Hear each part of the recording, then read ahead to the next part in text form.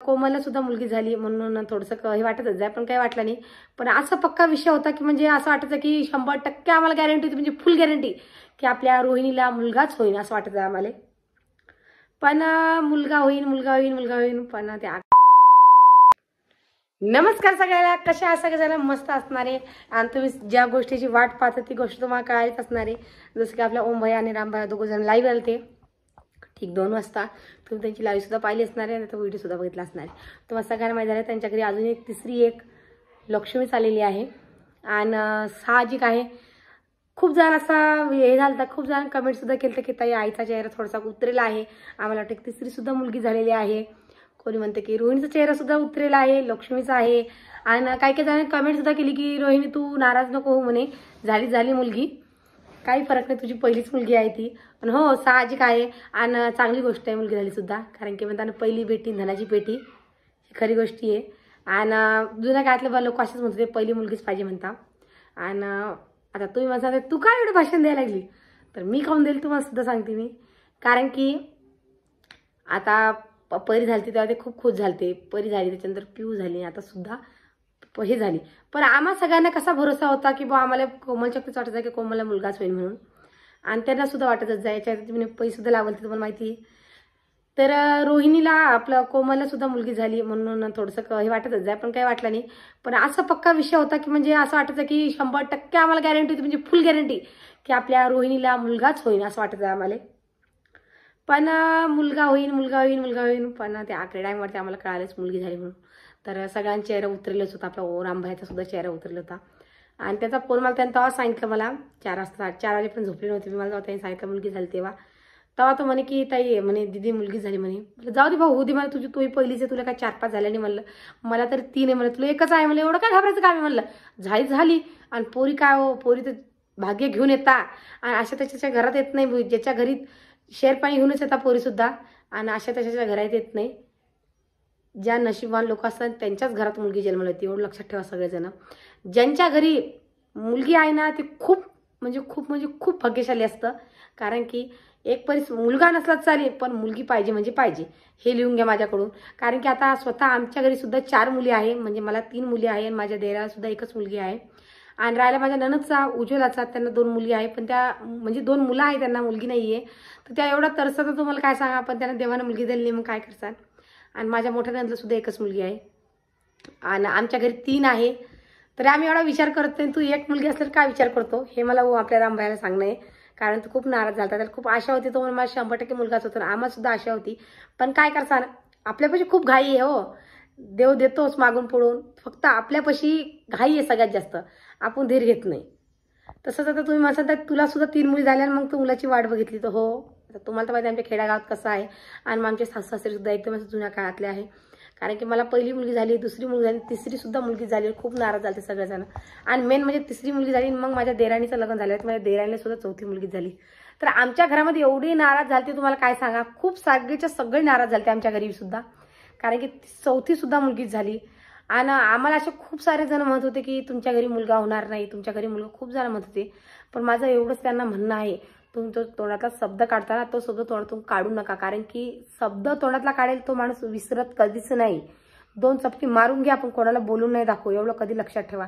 कारण की मला स्वतःला सुद्धा खूप साऱ्या अशा बायका म्हणलेल्या आहे की म्हणे तुझ्या घरात मुलगा होणार नाही, तुमच्या असं होईल तसं होईल, खूप जण म्हणले होते. काय सांगायचं, काय मनात खटकलं असेल तर. पण आमच्यापाशी धीर होता, आम्हाला विश्वास होता देवावरती की नाही आपल्या कधी ना कधीतरी देव पावील. आपल्याला झाल्या 3 मुली, आपल्याला कोणी वाचता म्हणणार नाही आहे ना. अशा खूप साऱ्या लेडीज आहे की त्यांना लेकरू बाळ सुद्धा नाहीये, खूप आहे सारी. तर त्यांना सुद्धा माझं असंच म्हणणं आहे, तुम्ही धीर धरा आणि देवावरती भरोसा ठेवा, होईनच.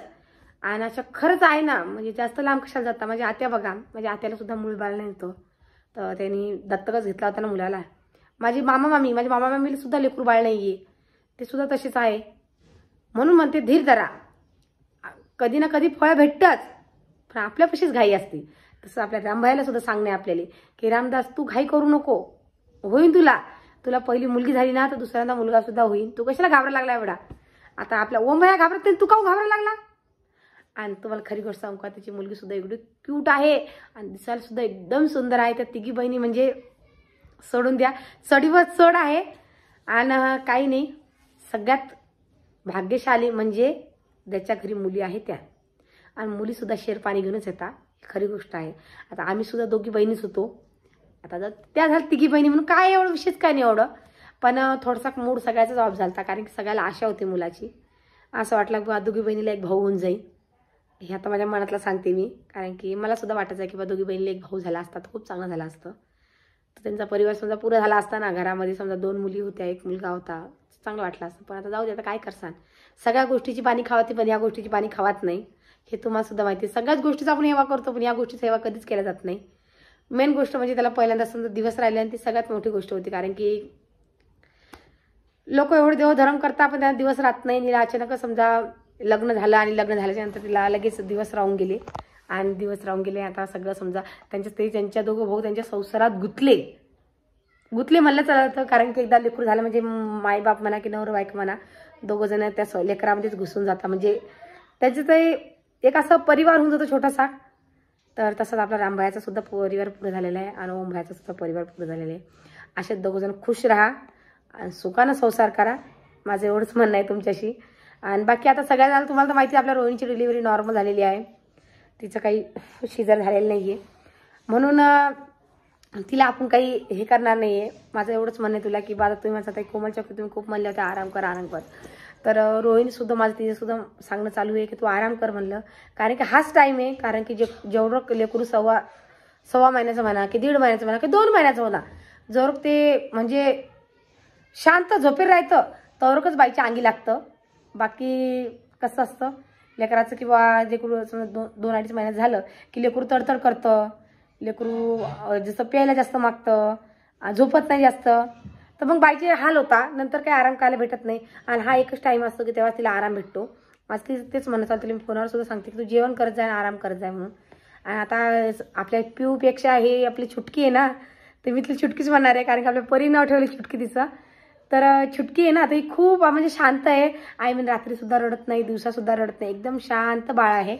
आणि तिच्या आईच्या सुद्धा अंगी लागायला लागलं म्हणे, कारण की लेकरू शांत आहे ना, म्हणूनच ना. आणि ते कसं असतं की बा लेकरू तडतड असलं की अंगी लागत नाही, तसं आपल्या कोमलचं व्हायले. कारण की कोमलला तर कसं असतं की बा लेकरू आराम जेव्हाच भेटतं ना, जसं आपली पिऊ आहे ना, पिऊ खूप तडतडी होती, आणि मेन म्हणजे ती लहानपणापासून बिमार राहत होती. म्हणजे तिचं काय पोट भरत नव्हतं काय सांगा. तर त्या कोमलला आराम सुद्धा काहीच भेटला नाही त्या डिलिव्हरीमध्ये सुद्धा. तर आता कशाचा आराम भेटणं दिले, कारण की आता पिऊ होत चालली आहे मोठी, आणि जशी मोठी होत तशी गुण करायला आलेली आहे. आणि झोपत तर सपशेल नाही ती, फक्त दिवसातून 1 किंवा 2 घंटे झोपते ती, आणि डबल तर काही झोपत बी नाही. पण आपली चिटकी आहे ना खूप मस्त आहे, आणि आरामसुद्धा करते. तर आता मी लवकरच जाणार आहे. आणि मेन म्हणजे त्यांच्या घरात सगळ्यात जास्त खुश कोण आहे तुम्हाला खरं सांगू मी, सगळ्यात जास्त खुश आहे दादा. कारण दादाला आधीपासून दादा म्हणतो, ती मला तिसरीसुद्धा नाच झाली तरी चालते म्हणे, असं काही नाही म्हणे. कारण दादाला खूप लाड लेकरायचा. दादाचं म्हणणं काहीच नव्हतं, पण सगळ्यात जास्त नाराज कोणी सांगतो तुम्हाला, सगळ्यात नाराज आहे आपली आजी. म्हणजे आजी आधीपासून नाराज होती. आजी म्हणे मला तिसरी आपला पिऊ शकते, आजी म्हणे मला मुलगा पाहिजे होता म्हणे, नातू पाहिजे होता म्हणे मला, कारण की ते म्हणतात ना वंशाला दिवा पाहिजे म्हणून, ते असं असतं. म्हणजे आजी आपली जुन्या काळातली बाई आहे म्हणूनच. पण आता काय करसान, नाही झालं तर काय करसान, नाही इलाज आहे ना. म्हणजे आता आजीने याच्यात समजूत घालून घेतलेली आहे, आजी काही म्हणली नाही. पण सगळ्यात चांगली गोष्ट काय झालेली आहे की आपल्या रोहिणीची डिलिव्हरी नॉर्मल झालेली आहे. म्हणजे कसं डबलच्या बाबतीत म्हणलं तर चान्स आहे ना, भरपूर चान्स आहे. बाकी कोमलचं तसं नाही ना, कोमलचं तिसरं समजा जरा प्रॉब्लेमच येऊ शकतो ना, कारण तिचे पहिले 2 शिजर होईल, आणि तिसरं शिजर होणं जरा कठीण आहे. म्हणूनच तर झालं काय करणार आहे आपण, कारण की एका लेकराची माय आणि 2 लेकराची माय, खरी गोष्ट आहे की नाही, हाय ना. हेच मेन कारण आहे की बा तुम्हाला देवाने दिलं तर तुम्ही त्याचा सांभाळ चांगला करा, त्यांना शिकवा, आणि जे आपण पोरासाठी करतो की तुम्ही ते त्या पोरीसाठी करा. माझं एवढंच म्हणणं आहे. जसं की तुम्ही मला सांगता तू काय एवढी ज्ञान दिली, तुम्ही तर पोरगा होऊ दिला. आता आमच्या घरची परिस्थिती वेगळी आहे, आणि त्यांच्या घरातली परिस्थिती खूप वेगळी आहे. आमच्या घरात त्यांच्या घरात जमीन आसमानचा फरक आहे, एवढं अजून एकदा सांगते तुम्हाला मी. कारण की आमच्या घरातले तुमची दाजीसुद्धा एकदम जुन्या काळातले, ती तसं आपला ओमभया नाही आहे, रामभयासुद्धा नाही आहे. ते आताची पिढीची आहे दोघं भाऊ, आणि त्यांना आताच्या पिढीत कसं राहायचं आणि आताची पिढी कशी होईल त्यांनी या गोष्टीचा अनुभव आहे. तसं आमच्या घरी नाही आहे, कारण की अजून बी तुमची दाजी जुन्याच काळात राहतात, आणि माझी सासू सासरे तुम्हाला तर माहितीच आहे. ते आणि आपली आजीबाई ते सगळे एकाच गणतीत आहे, म्हणून त्यांना काय आपण काय बोलणार नाही आहे. आणि आता आज आता उद्या आहे 5वी, नाही हां उद्याचं ते वाटतं, काय सांगा लक्ष नाही एवढं माझ्या. तर आता आज तर काही नाही, आता उद्या परवा दिवशी, आता अजून मला उद्या बुधवार, आता उद्या जाईन मी कुऱ्याला, आणि कुऱ्याला जाऊन कपडेसुद्धा आणणे मला बाळाले, तिघी बहिणीले, कारण की आता परीचा बड्डेसुद्धा यायला लागला. तर बड्डेसाठी गिफ्ट पाहिजे ना, तर मी मला चांगला ड्रेसच घेऊन जातील. मी खूप सारे काय खेळण्यासारखं खेळ जमा करून ठेवले घरामध्ये, तर मस्त एखादा 1000 रुपयाचा मस्त ड्रेसच घेईन परीसाठी, आणि पिऊला चुटकीलासुद्धा घेईन. आता तुम्ही मला सांग चुटकी, तर ते आपल्या परी नाव ठेवायला चुटकी, म्हणून मी चुटकी म्हणायला आहे. चुटकी नाव मस्त वाटतं म्हणायला, असं अलगच वाटतं म्हणायला, चांगली गोष्ट आहे.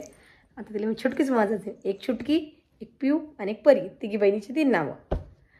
आणि त्या तिघी बहिणी आणि ह्या तिघी बहिणी, 6 बहिणीमध्ये एकच भाऊ, म्हणजे हा आपला रुद्र आहे की नाही. मस्त गोष्ट आहे. हो सांदेरी परी आहे, अजून पिऊ राणी आहे, आणि आता झाली नाही का ते मी आहे. हो का.